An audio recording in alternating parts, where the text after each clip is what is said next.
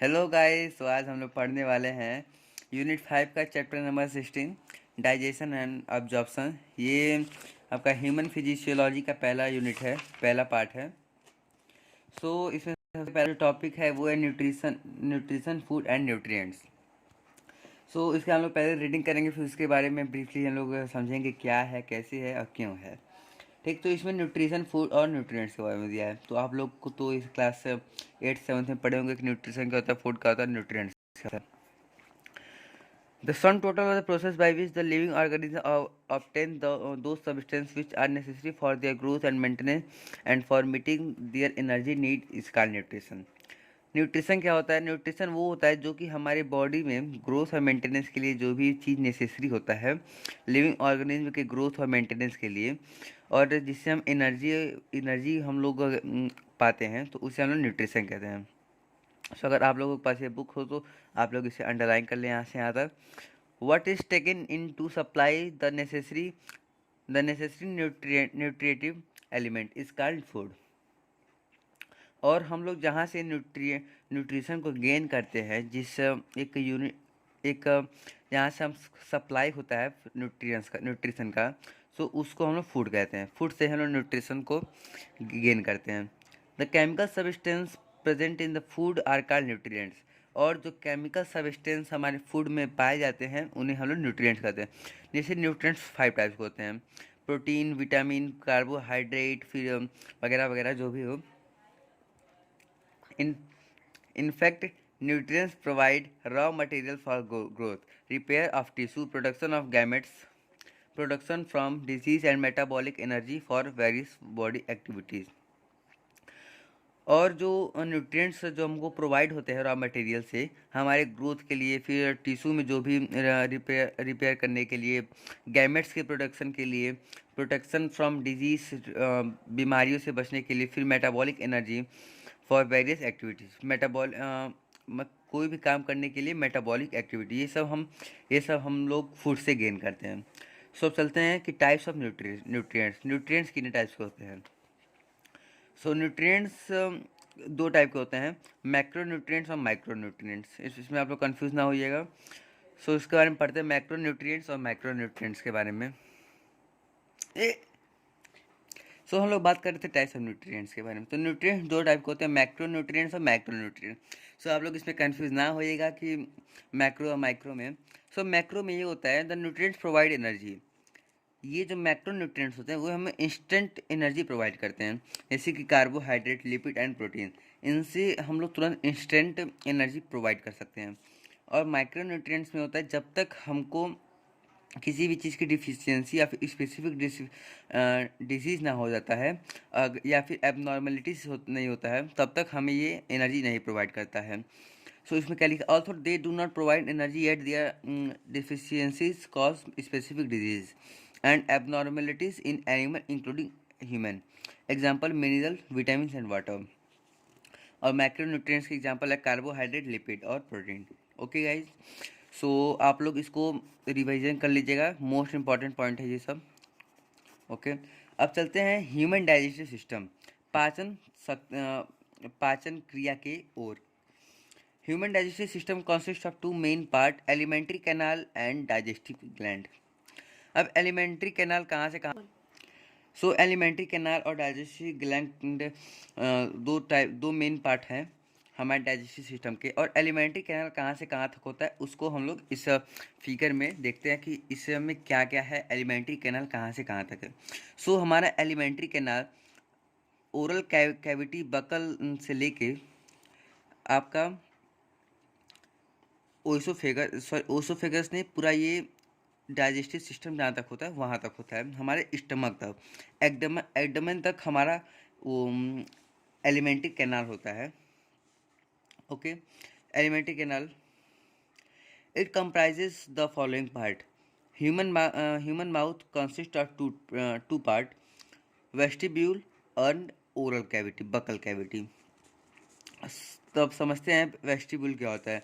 The vestibule is a slit like space bounded externally by lip and cheek and internally by the gum and teeth. जो vestibule होता है वो एक slit like space होता है जो कि लिप, चेक और इंटरनल गम और टीथ होता है।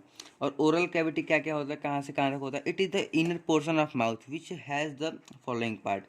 बकल कैविटी हमारे माउथ के इनर पार्ट में जो भी पार्ट्स होते हैं उन्हें कहते हैं। सो अब ओरल ओरल कैविटी के भी कुछ पार्ट होते हैं, जैसे कि पैलेट हो गया, फिर टंग हो गया। सबसे पहले हम लोग पढ़ते हैं पैलेट के बारे में। The roof of the oral cavity buccal cavity is called palate. हमारे जो माउथ का जो ऊपर वाला भाग है, ऊपर वाला जो पार्ट है, जिसे हम लोग रूफ रूफ भी कह सकते हैं हमारे माउथ का, उसे हम लोग पैलेट कहते हैं। Anterior part of the palate is known as hard palate. और हमारे पैलेट का जो एंटीरियर पार्ट होता है उसे हम लोग हार्ड पैलेट कहते हैं। विच बियर ट्रांसवर्स रिगिड एंड रुगेई। जो ट्रांसवर्व रिगिड और उसे हम लोग रुगेई भी कहते हैं।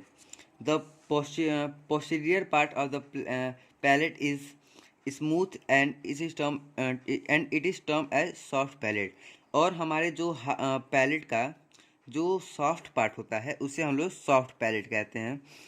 The hinder free part of soft palate freely hang down as known as the uvula. और आप लोग देखे होंगे कि हमारे माउथ में एक हैंगिंग पार्ट होता है हमारे टंग के पीछे, उसे हम लोग यूविला कहते हैं। यूविला का हम लोग फंक्शन आगे देखेंगे क्या है यूविला का फंक्शन। चलते हैं अब हमारे दूसरे पार्ट की ओर, जिसका नाम है tongue. The tongue is attached to the floor of the mouth and it is and by a fold called a lingual frenulum. Tongue attach होता है किससे? To the floor of the mouth. Mouth के floor से attach होता है और ये fold like structure में होता है, जिसे हम लोग लिंगुअल और फ्रीनुलम कहते हैं। Okay. An an invert an inverted V shape furrow term as sulcus terminalis. और एक वी शेप का एक पार्ट होता है हमारे माउथ में, सो उसे हम लोग सुल्कस टर्मिनालिस कहते हैं। Divided the upper surface of the tongue into anterior oral part and the pharyngeal part. और जो सल्कस टर्मिनलिस होता है वो हमारे टंग को दो पार्ट में डिवाइड करता है। अपर सरफेस को दो पार्ट में डिवाइड करता है और उसका एंटीरियर है जो ओरल पार्ट और pharyngeal part. The apex of the sulcus terminalis project backward and it is marked by the small medium pit named the foramen caecum. अब चलते हैं हम इस डायग्राम को समझते हैं। सो डायग्राम क्या है? सो डायग्राम में सबसे पहले है हमारा ओरल कैविटी, जिससे हम माउथ भी कहते हैं, बकल कैविटी या फिर ओरल कैविटी, आप जो भी कहें। फिर ओरल कैविटी से हम लोग हमारा बाइट, फूड का बाइट जाता है ओएसोफेगस में। ओएसोफेगस के पहले जानते हैं हमारे माउथ में क्या क्या है। सब लिंगुअल सेलिब्री ग्लैंड, जहाँ से हमारा सलाइवा एक्सक्रीट होता, मतलब कि बनता है, प्रोड्यूस होता है। फिर सब मैंडिबुलर सलाइवरी ग्लैंड, और यहाँ पे है हमारा पैरोटिड सैलिवरी ग्लैंड। इन सब का काम है सलाइवा को प्रोड्यूस करना। तो सबसे पहले हमारा जो फूड का बाइट है वो हमारे ओएसोफेगस से जाता है। और ओएसोफेगस के भी दो भागों में बांटा गया है, कर्विकल पार्ट और थोरैसिक पार्ट। सो सबसे पहले हमारा फूड जाता है ओएसोफेगस के वे से, और ये जो है हमारा डायफ्रागम है, इसे हम डायफ्रागम कहते हैं। ओएसोफेगस से जाता है और ये डायरेक्ट हमारे स्टमक में एंट्री करता है। और हमारे स्टमक में दो एसिड होते हैं। एक एसिड होता है जिसका नाम है HCl, जिसे हम लोग हाइड्रोक्लोरिक एसिड कहते हैं। और हमारे स्टमक में एक लाइनिंग होती है जिसे हम लोग म्यूकस कहते हैं। जब हाइड्रोक्लोरिक और म्यूकस एक साथ कंबाइन होते हैं तो हमारे फूड को बनाने में हेल्प करते हैं, जो कि उसे जिससे हमारा एंजाइम सीक्रेट होता है, जिसमें विटामिन, कार्बोहाइड्रेट, फैट वगैरह वगैरह जो भी है, तो उसको अलग अलग पार्ट में भेजता है एनर्जी को प्रोवाइड कराने के लिए। और यहाँ पे एक पार्ट होता है, इसका स्टेर्नम नाम है, स्टेर्नम, जो कि फूड को रोके रहता है। क्या क्या रहता है? रोके रहता है about approx 4 to 5 hour in stomach. फिर उसके बाद हमारा जो फूड है वो एम्पुला से होके लार्ज स्मॉल इंटेस्टाइन में जाता है। स्मॉल इंटेस्टाइन में जाते जाते फिर जब यहाँ से पूरा जब हो जाता है ख़त्म हो जाता है तो वो हमारा डायरेक्ट लार्ज इंटेस्टाइन में जाता है। लार्ज इंटेस्टाइन से होते हुए फिर हमारा रेक्टम में जाता है। फिर रेक्टम से वो हमारा पूप के वे में निकल जाता है। सो ये था ह्यूमन डाइजेस्टिव सिस्टम, और भी इसमें सब है बट आपको जानने लायक चीज़ नहीं है, तो हम वीडियो को यहीं ख़त्म करते हैं। मिलते हैं आपको नेक्स्ट पार्ट में। Bye bye, tata and have a study. Thank you.